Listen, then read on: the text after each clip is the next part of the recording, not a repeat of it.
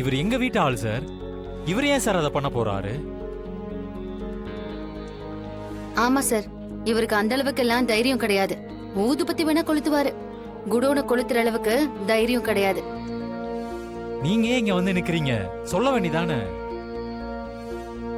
எதுக்கோ ஒரு தடவை அவரை பார்த்து சொல்லுங்க சார். நான் தான் சொல்றேன்ல, அவர் எங்க வீட்டு ஆள் சார். அவர் பொண்ணு எங்க வீட்டுல தான் சார் இருக்கு. எங்க மாமா தான் அவளுக்கு கல்யாணம் பண்ணி வைக்கவே போறாரு.